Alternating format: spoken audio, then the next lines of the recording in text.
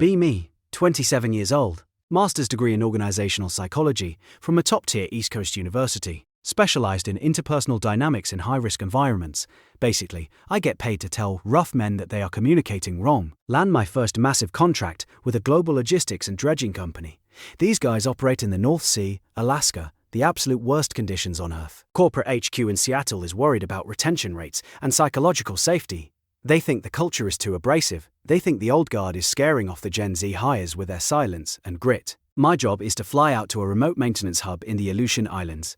Station 42, it's a bleak, freezing rock where they repair the massive dredging ships and icebreakers. My mandate is simple: observe the crew, identify toxic micro-behaviors, implement a new framework called constructive empathy in industrial spaces. I packed my bags with a sense of righteous purpose. I really believed I was going to save these men from themselves. I thought I was bringing civilization to the savages. The flight out is miserable. 3 transfers, ending with a helicopter ride that shakes my fillings loose. Land on a concrete pad surrounded by grey ocean and black rock. The wind cuts right through my expensive North Face parka. I'm greeted by the site manager. Let's call him Dutch. Dutch is 6'4", looks like he was carved out of granite and left in the rain for 40 years. He shakes my hand. It feels like putting my hand in a vice grip made of sandpaper. Welcome to the Rock, he says. No smile, no how was your flight. Just business. He takes me to my quarters. It's a metal box, with a heater that smells like burning dust. Briefing at 0600, he says. We work until the list is done. Stay out of the red zones without a spotter. He leaves. I open my laptop and start my first log entry. Initial impression: leadership displays classic emotional detachment. Authoritarian tone. 0 attempt at rapport building. I go to sleep feeling superior. Next morning, the mess hall smells like bacon grease and diesel fuel. There are about 40 men on the station. Mechanics, welders, divers, crane operators. They eat fast, heads down. The conversation is sparse, mostly distinct grunts and technical jargon I don't understand yet. I sit at a table with a group of younger guys. I figure they are my demographic. Easier to crack. Hi, I'm Alex, I say. I'm here to help improve the work culture. One of them, a kid named Jason, looks up. He looks tired. You the one who's going to make us talk about our feelings? He asks. The table chuckles, not a happy chuckle. A defensive one. I'm here to ensure you feel heard and safe, I correct him. A guy across the table, older, maybe 50s, snorts.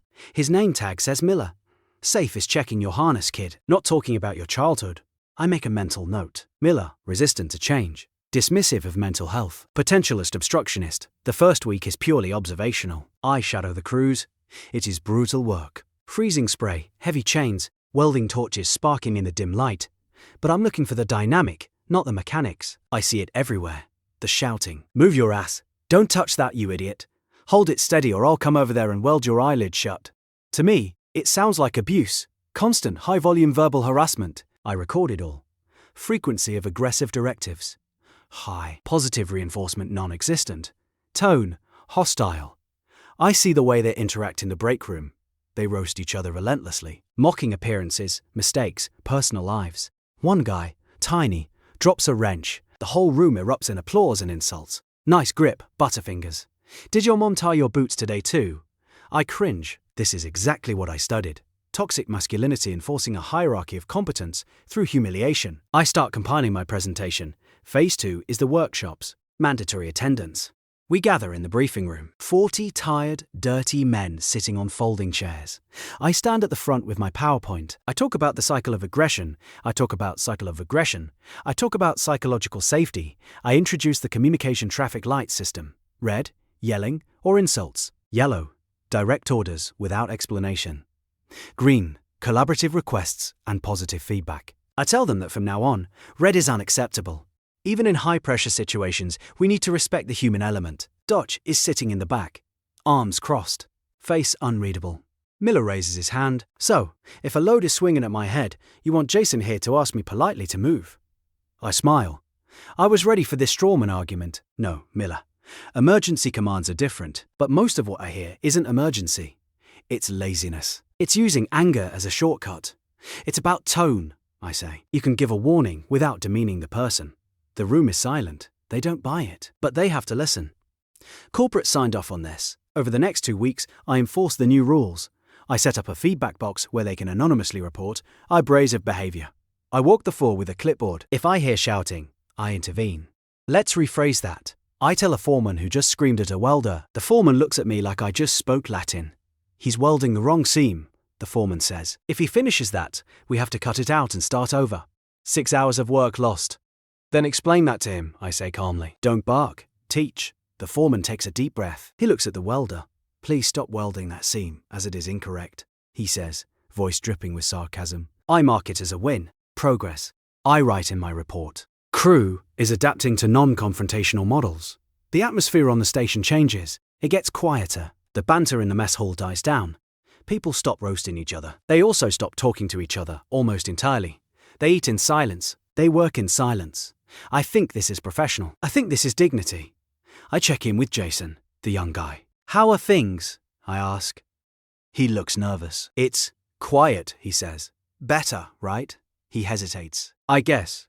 Everyone is walking on eggshells, though, afraid to say the wrong thing and get written up. That's just the adjustment period, I assure him. They're learning accountability. Then the weather turns. A massive low-pressure system rolls in off the Bering Sea. The sky turns a bruised purple. The wind screams like a banshee. We have a deadline. An icebreaker, the Polar Star, is in dry dock. It needs a hull plate replaced before the storm hits peak intensity. If they don't finish, the storm surge could slam the ship against the dock walls. Millions in damage. Potential hull breach. The pressure is on. I go down to the dock to observe. It is chaotic. Rain is coming in sideways. It's freezing sleet. The floodlights are swaying violently. Dutch is down there. He's not in the office. He's in full gear, standing right under the hull. The wind is so loud you can't hear yourself think. I stay in the safety cage watching. They are hoisting a 2-ton steel plate. The crane is struggling against the wind gusts. The plate is swinging. Miller is running the crane. Jason is on the tagline, trying to steady the load. He's slipping on the icy concrete. Dutch is directing. He's not using my green light communication. He is screaming, "Hold the line, dig in, damn it." I frown. He's violating the protocol. Watch the swing. Left, left. He grabs another guy by the collar and yanks him back just as the plate swings past his head. Physical contact without consent. Aggressive manhandling. I take notes. Site manager reverting to toxic patterns under stress. Creating panic rather than calm. The plate is almost in position. Jason is struggling. He looks terrified. The wind gusts up to 60 knots. The plate catches the wind like a sail. It lurches toward the hull. If it hits hard, it could puncture the dry dock seal. Miller is fighting the controls. Dutch sees something I don't. He sees that Jason is wrapped too tight on the tagline. If the plate swings back, it will drag him off the dock into the freezing water. Or snap his arm. Dutch doesn't use the radio. He doesn't ask politely. He bellows. A sound so loud it cuts through the wind. Drop IT. Jason, let go. Jason freezes. Fear paralysis. He's trying to do a good job. He's trying to be helpful. The plate jerks. Dutch charges. A 50-year-old man moving faster than I thought possible. He tackles Jason. Shoulders him right in the chest. Hits him like a freight train. They both hit the wet concrete hard. The tagline snaps tight a split second later. It whips through the air where Jason's head was. The sound of the rope snapping is like a gunshot. The plate swings wild, bangs against the bumpers, but settles. Miller stabilizes it. Silence on the dock. Just the wind howling. I am horrified. I just saw the site manager assault an employee. Violent, physical aggression. I run down the metal stairs. Stop, I yell. Dutch is getting up. He pulls Jason up by the harness. He shakes him. I told you to let go, Dutch screams. He's right in the kid's face. He's right in the kid's face. When I say drop. You want to die today. Is that it? Jason is shaking, pale as a sheet. I'm sorry, I thought I could hold it. He stammers. You don't think, Dutch roars. You listen. You listen to me, or you go home in a bag. I step in. That is enough, I shout. My voice sounds thin and shrill in the wind. Step away from him, Dutch. Right now. Dutch turns to look at me. His eyes are wild. Rain dripping off his hard hat. Get back in the cage, he growls. No, I say. I am documenting this. You just assaulted a subordinate. You are creating a hostile environment. Dutch laughs. A short, barking laugh. I just saved his life. You moron. You tackled him. You are screaming at him. Look at him. He's traumatized. I point at Jason. Jason is crying, tears mixing with the rain. It's okay, Jason, I say, softening my voice. You don't have to take this abuse. Dutch looks at me with pure disgust. Abuse? The line would have taken his head off. There are protocols for safety that don't involve violence, I insist. If you had communicated calmly. Calmly? Miller yells from the crane cab. There's no time for calm when physics is happening, lady. I stand my ground. I am filing a formal incident report. Dutch, you are suspended from duty pending investigation. The crew gathers around. They look at Dutch, then they look at me. Nobody moves. You heard me, I say. This behavior is unacceptable. Dutch wipes his face. He looks tired. Fine, he says. You want to run the show? It's yours. He walks off the dock. He actually leaves. Miller, secure the crane. I order. We are pausing operations until the weather clears. It's too dangerous to work with this level of aggression. Miller stares at me. The storm is getting worse. If we don't fix that plate, the ship is toast. Safety first, I say. Psychological and physical. Miller spits on the deck, but he shuts down the crane. We retreat to the mess hall. The mood is heavy. Jason is sitting in the corner, shivering. I bring him a hot chocolate. You're safe now, I tell him. He looks at me. His eyes aren't grateful. They're confused. He saved me, Jason whispers. He hurt you, I correct him. He humiliated you. The rope, Jason says. Did you hear it snap? It doesn't matter, I say. We don't hit people, ever. The storm hammers the station all night. The wind howls like a living thing. The building shakes. I sit in my office, typing up the report. Incident, physical assault, perpetrator, site manager. Victim, junior associate. Action taken, suspension. I feel righteous. I stood up to the bully. Around 0300, the alarm goes off. A piercing siren. Hull breach. The PA system crackles. Water intake in Bay 4. Pumps failing. All hands to the dry dock. I run to the command center. The screens are flashing red. The polar star has shifted. Without the plate secured, the waves smashed a temporary seal. Water is pouring into the dry dock. If the dock floods too fast, the ship will capsize onto the concrete. It will destroy the facility. People could die. I look around. The men are looking at me. What do we do? One of the welders asks. He's looking at me because I'm technically in charge now. That Dutch is suspended. I freeze. I know nothing about pumps. I know nothing about hydraulics. I know about feelings. We need to assess the risk, I stammer. The water is rising fast. Someone yells. We need to get the emergency gates closed. Is it safe? I ask. Is the red zone clear? Who cares? Miller yells. We need orders. I look at the monitors. It's just chaos to me. I can't breathe. My chest tightens. The panic is real. The door slams open. Dutch walks in. He's not wearing his gear. Just a t-shirt and jeans. He looks at the screens. He looks at me. He doesn't ask for permission. He grabs the radio. Miller, fire up the auxiliary pumps. Override the safety limiters. Tiny, get a crew to the south gate. Manual crank if you have to. Jason, you're with me. We're going to the breach. The room explodes into action. Nobody hesitates. Nobody asks about their feelings. They just move. I stand there, useless. Dutch stops at the door. He looks at Jason. You good to go, kid? His voice isn't soft, but it's steady. It's a rock. Jason stands up. He nods. Yes, boss. Then let's go. Stay on my hip. They run out. I follow them, keeping my distance. I watch from the observation deck. It is a war zone down there. Freezing water is waist deep in the dock. They are wading through it. Fighting the current, they reach the breach. It's a gash in the temporary seal. Water is geysering in. Dutch and Jason and 3 others are holding a patch in place. They are screaming, not in anger, in effort. Heave! Push! Hold it! It is raw, primal communication. It cuts through the noise. Miller is on the crane again. He's swinging a heavy bracing beam. He can't see them through the spray. He's operating blind. Dutch is guiding him by voice alone. Lower! Faster! Now! Now! Now! If Miller misses, he crushes them. If he's too slow, they drown. The beam slams into place. They wedge it tight. The flow of water slows. The pumps start to catch up. They did it. They saved the ship. They saved the station. They trudge back up the ramp. Soaked, freezing, exhausted. They are laughing, high-fiving, shoving each other. Did you see that? Tiny yells. I thought we were dead. Miller, you blind bat, you almost took my ear off. You're welcome. Ugly. Miller yells back. It's the toxic banter. But I see it differently now. It's not abuse. It's relief. It's bonding. It's a language of survival.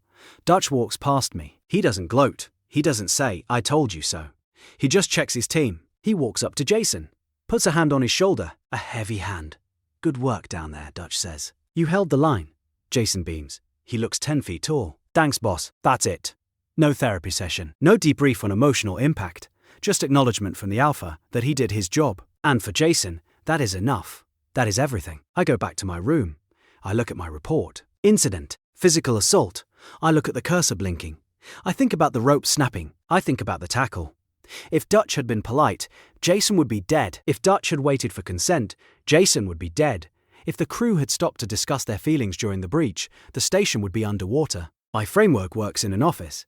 It works where the stakes are a hurt feeling or a missed deadline. It doesn't work here. Here, hesitation kills. Here, aggressive communication is just high bandwidth data transmission, under stress. Here, the hierarchy isn't about oppression. It's about competence. You listen to the guy who knows more because he keeps you alive. I realize I am the fragility in the system. My need for safety made them unsafe. My need for politeness almost destroyed the facility. I delete the report, all of it. I open a new document, Final Assessment Station 42 Cultural Review. I type slowly. Communication style is adapted to high-risk environment. Existing leadership demonstrates high situational awareness and protective instincts. Recommendation: no intervention required. I close the laptop. Next morning, the storm breaks. The sun comes out. The station is battered but standing. I pack my bags. I walk to the helipad. Dutch is there. Leaving early, he asks. Yeah, I say. I think I've seen enough. He looks at me. Really looks at me. How's the report gonna look? It's gonna say you run a tight ship, I say. He nods, a microscopic shift in his expression. Might be a smile, might be gas. Safe travels, he says. He holds out his hand. I shake it. It still feels like sandpaper and granite, but this time, I don't feel superior. I feel like a tourist who wandered onto a battlefield and realized the soldiers knew what they were doing. I get on the chopper, look down at the grey rock as we lift off. See the tiny figures of the men moving on the dock. They are welding, moving heavy steel. I see one figure shove another, then I see them both laugh. I put my noise-cancelling headphones on. I go back to Seattle, back to the world of HR meetings and sensitivity training. Back to the world where words matter more than actions. But I know the truth now. Civilization rests on the shoulders of rough men who are willing to do violence to save the ungrateful. And sometimes, the most empathetic thing you can do is scream at someone to move their ass before they get crushed. I submit my invoice. I get my bonus. I never take a field contract again.